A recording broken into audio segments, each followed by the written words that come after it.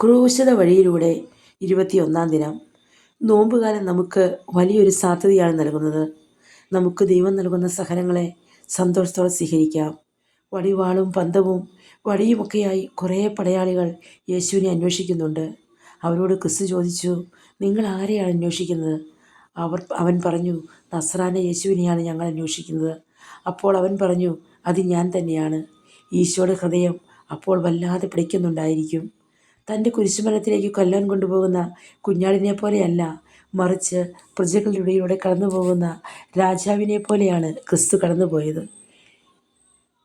ക്രിസ്തുവിനെ പോലെ സഹനങ്ങളെയും വേദനകളെയും കണ്ണുനീരിനെയും ആഘോഷമാക്കുവാനും വലിയൊരു സാധ്യതയാണ് ഈ നോമ്പുകാലം നമുക്ക് നൽകുന്നത്.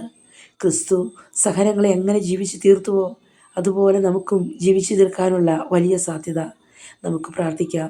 ക്രൂശിത, അങ്ങയെപ്പോലെ സഹനങ്ങളെയും കണ്ണുനീരിനെയും കുരിശിനെയും സന്തോഷത്തോടെ നോക്കിക്കാണുവാനുള്ള, അതിനനുസരിച്ച് ജീവിക്കുവാനുള്ള അനുഗ്രഹം ഞങ്ങൾക്ക് നൽകണമേ എന്ന്, ഞങ്ങളെ പഠിപ്പിക്കണമേ എന്ന് സ്തുതിയായിരിക്കട്ടെ.